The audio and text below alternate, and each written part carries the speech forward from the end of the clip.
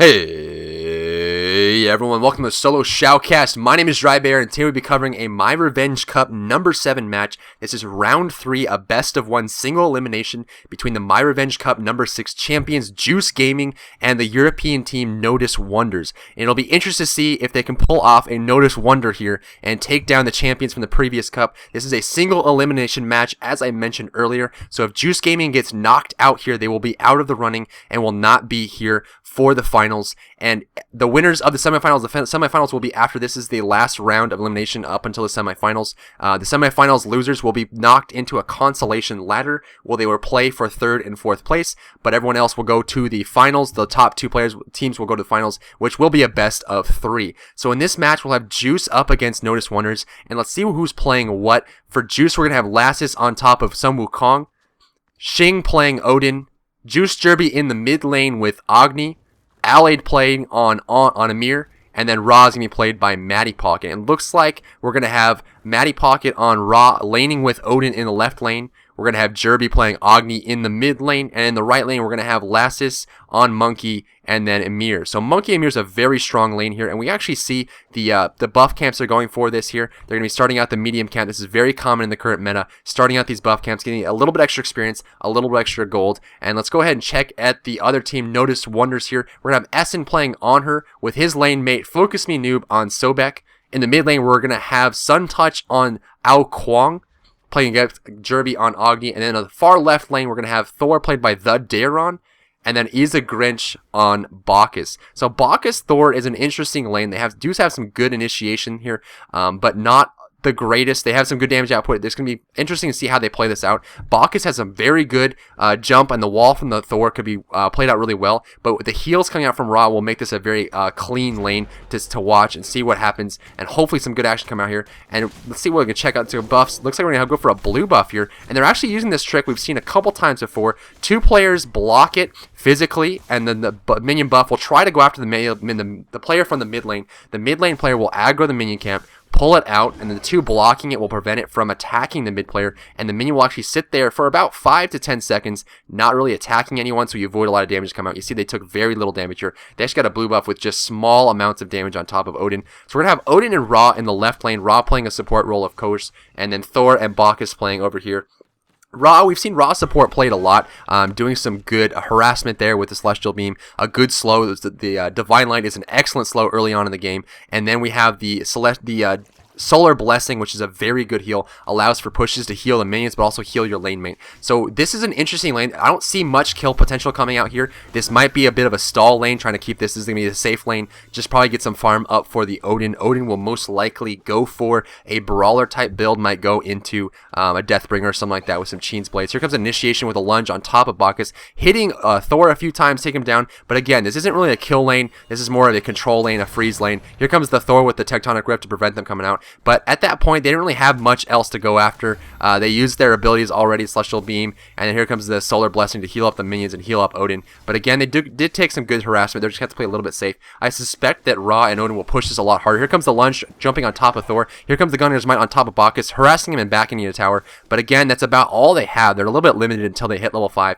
Odin might be able to use his Ring of Spears, and then Ra Searing Pain to take them down. But until that, I don't see any kills happening here. Let's go ahead and check into the mid lane, see what's going on here. Agni doing an excellent job pushing, and we've seen Jerby time and time again play this role in the mid lane very, very aggressively, but very confidently at the same time. It almost seems like he extends to the very limit of his reach, but no further, and we've seen him get attacked or ganked or get into sticky situations and just barely get himself out with only minimal effort and the exact amount that he needs. So we see an initiation coming out in the right lane, and myR going after the myR has to disperse out. It looks like Sobek ended up going home, got really low, and myR decided to venture out a little bit too far by himself without the help of Sobek, so a little bit of a risky situation there for myR. He needs to be a little bit careful on when he decides to go in there, but now Sobek's back, full HP, full mana. Did Sobek end up buying anything? He got a reinforced boots, so it looks like Sobek's not going to be going for the Boots of Celerity build. A little bit less focus, but more tankiness, and also gives you that unique passive resolve, which prevents the full duration of CC effects that land on top of you.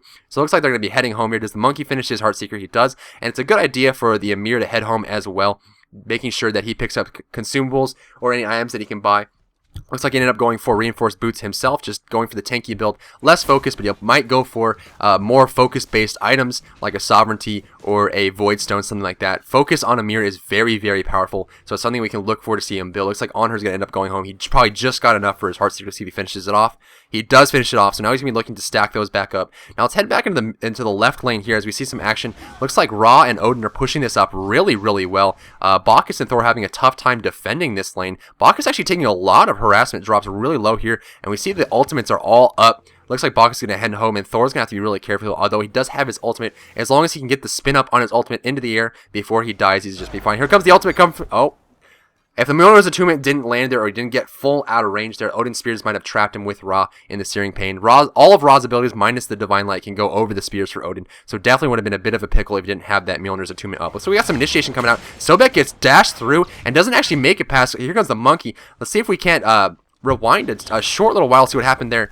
Actually, we get some initial Glacial Spike coming out. Impale on top of the myR. Looks like Sobek probably used a Charge Prey to get past them and ended up missing and going a little bit fast. Looks like they do have some ultimates. A Monkey does have his ultimate up. He's probably going to wait until he gets a little more stacks up on his Heartseeker. On her doing the same as well, so some good harassment out. Looks like Ao Kuang's getting pushed all the way back into his lane.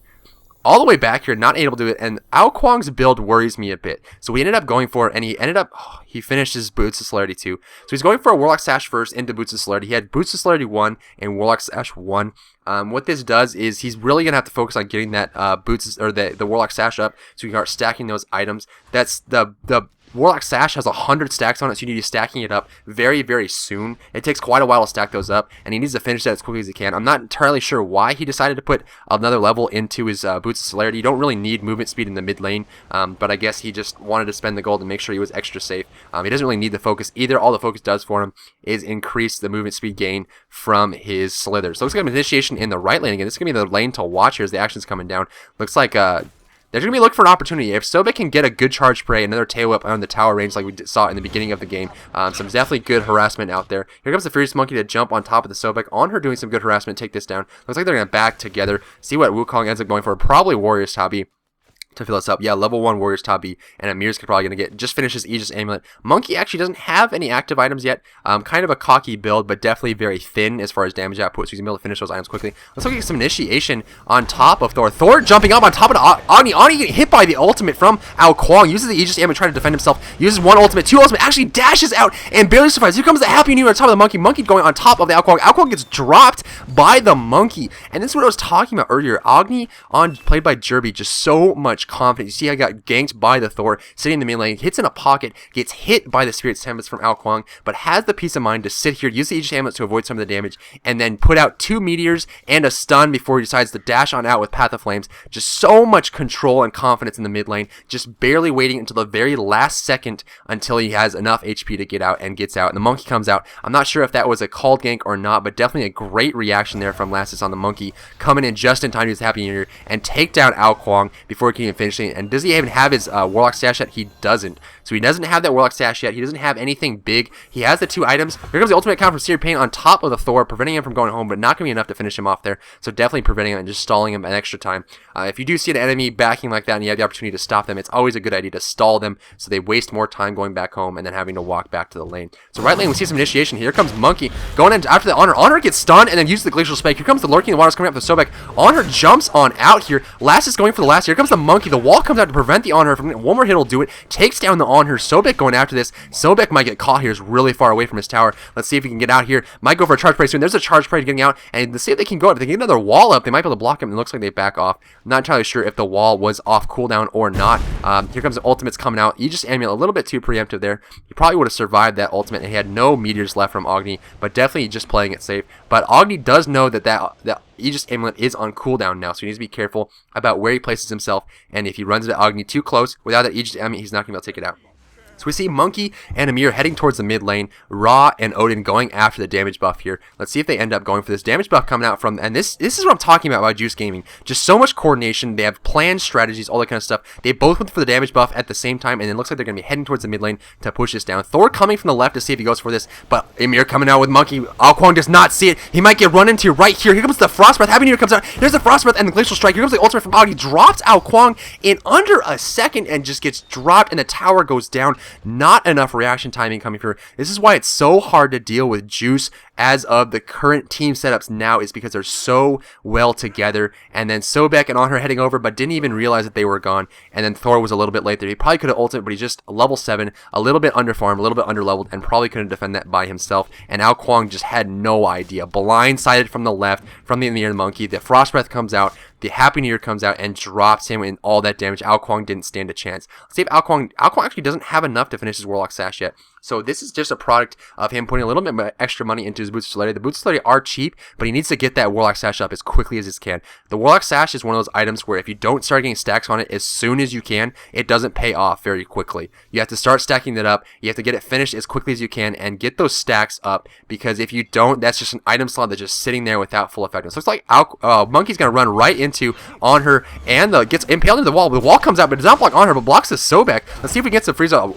Here comes the freeze, comes out, gonna jump on top of him, goes for the glacial strike to slow him down. Here comes the Desert Fury on top of them, but Sobek getting really low here, gets picked off by the monkey. Let's see if On Her can get out here. Gets hit by the overhand smash, lots of damage coming out, and the monkey with the Furious Monkey drops down on her in short time. The damage output coming out from Monkey here with the fully, I assume almost fully stacked Heartseeker is just so hard to deal with. The damage output is almost too much to defend. Agni pushing up the mid lane against the Agni or the Ao Kwang. Does he know? Thor's heading over to the right lane, and then Ra's going to be going over to the left lane to farm that up.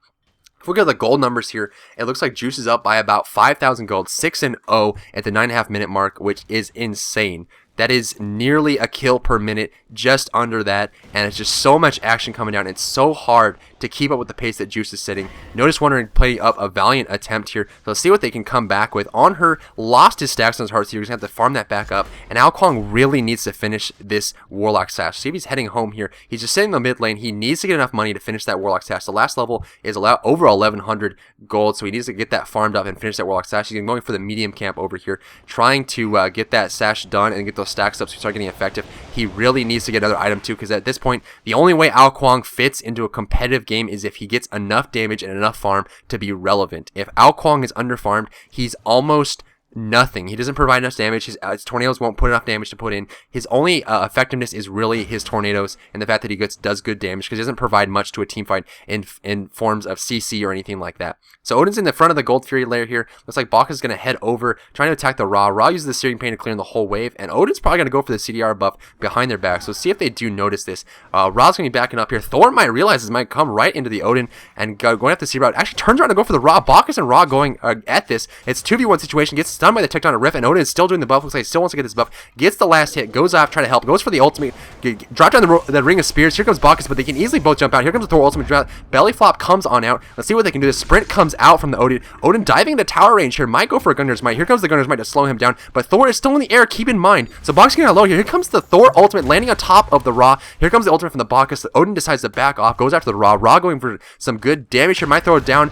Here comes the Solar Blessing to try and heal him back up. Thor goes for. Here comes the Ao Kwang ultimate. Might be able to hit them on the very edge. Here comes, and it does hit the Odin. Odin drops about half HP. Ao Kwang throws on a tornado, but the tornado does not land. Lands on top of Odin, doing some good damage here. Here comes the lunge, trying to get out here, and might just get out. Here comes the Celestial Beam on top of Ra, and it's going to be enough to save, so it's a good peace of mind. Thor could have easily jumped out with his ultimate and gone to the back of the tower and prevented his own death, or not even put himself in danger, but he decided to come down on top of the Ra and prevent the damage coming out from that, and does save Bacchus' life, thankfully. So we've got the action in the right lane. Looks like Sobek and Ymir going at the tank battle, the famous support battle going at this. Looks like Ymir's going to go for a Hand of the Gods here, take that down. Easy cleanup.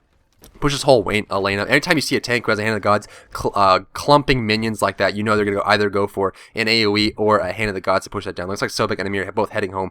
Agni in the and the Monkey doing the damage buff over here. In the left lane, we do have some initiation. Looks like Bacchus trying to use some belly flop. Here comes the slow coming out from Thor. Thor using the Tectonic Rift already down, so the tower does go down, so they do have the advantage here. Here comes the Gunner's Might. Does not land on anyone, actually. They're going after the Ra, which is a better choice, as Ra cannot leap. Looks like Bacchus might be going for something. We don't really know how much mana Bacchus has because of the buff. Here comes the belly flop on top in slow motion, going after the Odin. Let's speed this back up a bit. Thor actually going to back off here. And again, this is what I was talking about in the very beginning of the game. The fact that the Thor Bacchus lane is very sustainable, but they don't really have good initiation or kill potential. They can put out some good harassment, They can get people in some tough situations, but they can't really finish them off. It's a tough situation for them to do. Let's go ahead and check the ward situation here. For the Juice game, we can see they have a ward up on the blue buff here. Most likely why they caught that Sobek on her a few minutes ago. And then one ward in the damage buff over here. This is a very common ward we've seen a few times. It catches just outside of the Gold Fury range and also the pathway here that leads up to the Gold Fury, but also in a very uncommon spot that's likely not to be counter warded. So putting this here saves your face value there to prevent the counter ward from coming out. Looks like we're seeing a Gold Fury attempt. They did catch a ward in front for Noduswonders, so they do know about this. Like I said, they're coming out here. Here comes a Solar Blessing to put down the heal. Baka's coming in. They put down another ward. Here comes Searing Pain just to secure the kill. Thor going up in the ult, but I doubt he's going to initiate on this. This is a 5v1 situation. No teammates in range. He's probably just going to back off, and he does back off there. It's a smart decision. He could have jumped in, but the Gold Fury was already dead, and there was no reason for him to take that unnecessary damage or put himself in a tough spot.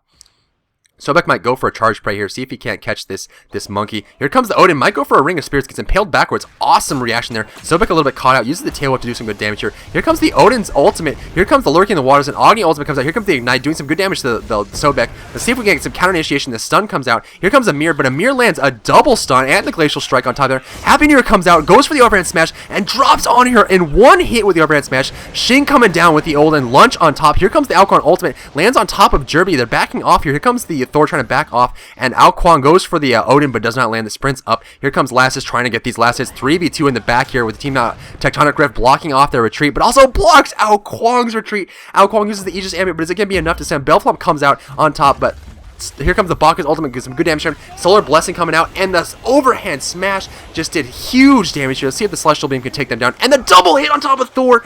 The double hit from the Celestial Beam prevents them from getting away. Actually lands on top of the Ao Kwang. A double kill coming out from Ra, played by Matty Pocket. So definitely that Celestial Beam with a double hit on top of the Thor. Thor might have been able to get out there, as all cooldowns were used for Amir, and he was the closest one to be able to prevent him from escaping. So definitely a bit of a luck chance there that the double hit came out from Raw Celestial Beam, and the fact that he was running Ray really helped as well. And you can see them just backing all together. The dominance they're exuding at this lane. Looks like Amir gets interrupted, might get charge prayed, and just outside of range, uses the wall trick to back on off there. And Sobek's going to give up retreat. Look at the gold numbers now. They're actually up by about 9k.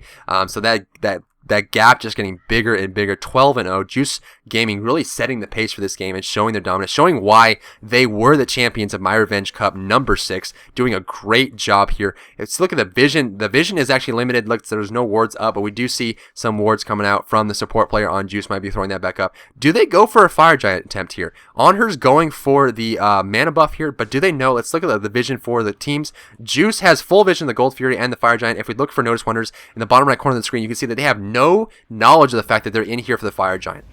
So Sobek, Ao Kwang, and Onher are all in range, but Bacchus and Thor are far away from the map. Sobek might wander in here. He runs into Amir. Amir, a good wall to prevent them from coming in. Going for the damage here. Goes for the ultimate. Here comes the Searing Pain to secure the kill. Again, Matty Pocket with that. A slow coming down. Here comes the double jump on top of them. Onher gets hit by the Happy New Year and the Odin Spear. Here comes the overhand smash doing some good damage. Ultimate coming out from Agni, and Agni lands the last hit. Here comes the ultimate from Ao Kwang doing some good damage to both Odin and Sun Wukong, dropping them kind of low. Let's see if they can catch this.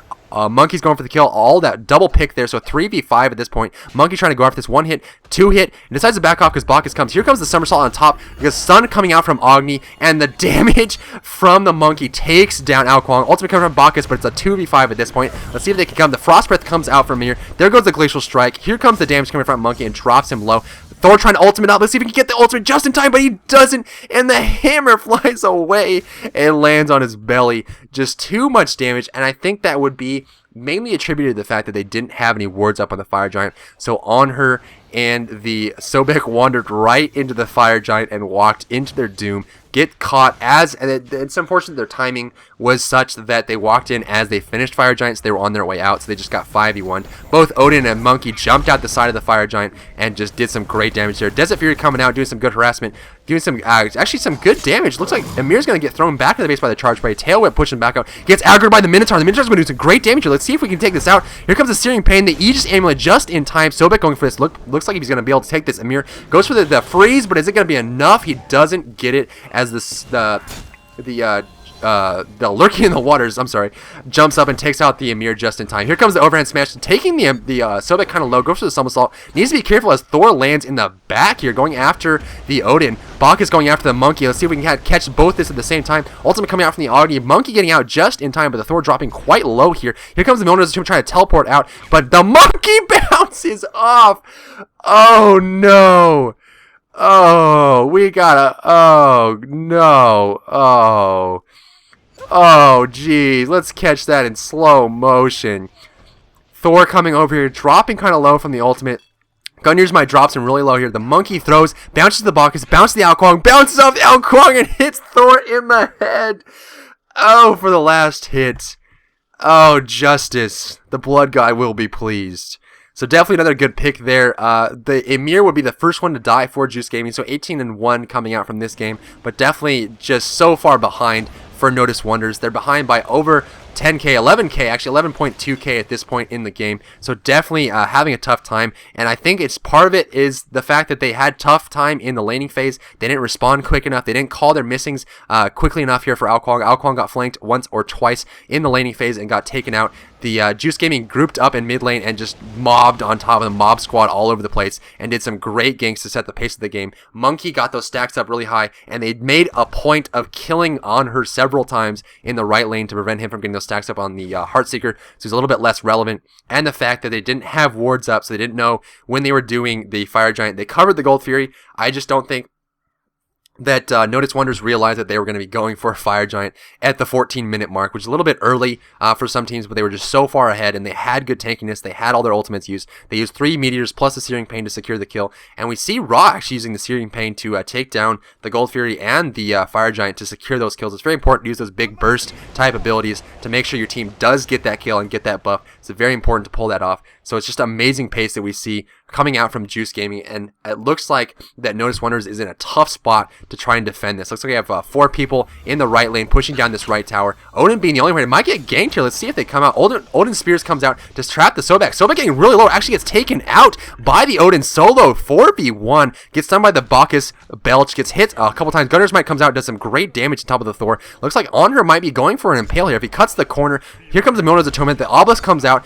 Thor just barely teleports, but Honor's not going to be in range to use this. Ao Kuang uses the ultimate, but it's going to dodge it just barely on the cusp of it. Here comes the Tornadoes, but Tornadoes don't land on top of the Odin either. Here comes the Squall to slow him down. Ao Kuang is actually just going to back. And looks like everyone's backing except for Thor here. Does Thor get caught by the Odin? He doesn't really know that they're missing. Thor's going to be backing up here. He goes for the lunge and lands on top of the Thor. Lands a couple hits. Here comes the Odin shout. Just needs 1 or 2 hits. If he can land a Gungnir's Might, he's definitely going to secure this kill. Here comes the Tectonic Rip to stun him and prevent him from landing this. Here comes 1 hit. Misses it. Mjolnir's Atonement is going to blink him out. Does he have enough time to use a lunge to go for this kill? Does he decide to do for it? No, he does not. He's just buying time for his team to push into the Minotaur and do some good damage here in the mid lane. The Minotaur doing some good damage to Ymir, but he doesn't really care. He's just shrugging this off. Ultimate comes out from the Ymir. Ymir actually going to drop kind of low here from Desert Fury and the Minotaur, but is that going to be ganked, guys? It is. Amazing portrayal from Juice Gaming here. I'm just going to go ahead and talk about the game that happened here. It was amazing so far. We can see Sun Wukong having a great streak there, starting out with such a high kill count. Definitely some good support coming out from the Ymir, and the fact that they ganked the lane so readily, it just seemed like that Noduswonders was a little bit ill prepared for the coordination that Juice Gaming was bringing out there. The ganks in the mid lane really set the pace of that game and helped Juice Gaming set the pace in the middle of the game. Just because the Ao Kuang wasn't able to finish his Warlock Sash in time, I think a big mistake there was putting some extra points or extra gold into his Boots of Celerity and preventing him from getting that Warlock Sash as quickly as he could. And the problem with the Warlock Sash is it's more of a mid-game item. Since he got it so early, his damage was irrelevant, and he really needed to be farming to get the effectiveness out of that Warlock Sash, and maybe going for a Book of Thoth after that, and then Gem of Isolation to get the slow. But the damage coming out from the Warlock Sash is so little until you get at least 70 to 80 stacks up on it, which Juice didn't give him the opportunity to. Farming that down and taking him out so often and preventing him from getting those stacks up, and then the fact that they were winning all lanes at the same time, prevented Ao Kuang from getting to that point where Ao Kuang becomes a wrecking force. Ao Kuang really needs that damage to come out late game and mid game to do the damage and push him out, just because he doesn't provide it. He provides a slow, If he has Gem of Isolation, he can slow with his Tornado, and then he has his ultimate. And beyond that, he's more of just a traffic controller. He can cut off areas, he can cut off entrances, and prevent people from going places. But beyond that, he doesn't really control team fights like other characters would. We saw the left lane wasn't really a kill lane. Thor and Bacchus were having a tough time holding on to that lane against that Odin Ra, and it was amazing to see how much damage output we could really see from that Odin. That Odin was playing more of a brawler in the beginning, but then transitioned into an amazing damage dealer and actually slow-load someone 4v1, and the damage output from Gunner's Might and the attacks were so great that they just couldn't keep up with it, and it's just an amazing wrap-up. So that's going to be round 3 of the myRevenge Cup number 7, guys. Juice Gaming will continue on until the semifinals, and the Noduswonders is now knocked out of the bracket. If we look at the bracket over here, we will see that Juice Gaming will be up in the semifinals. We'll see who gets taken out. These are replay casts, so I do know who's over there, but I'm probably going to be covering the next game that comes out here. So thanks for tuning in. As always, my name is Drybear, and give me some feedback on this. I know this was a bit of a stomp and a steamroll, but I just want to get the practice out. I know I started a bunch of times, but yeah, keep giving me feedback, keep helping me out, keep supporting me, subscribe, and all that kind of stuff. And I really look forward to seeing you in my next Shoutcast.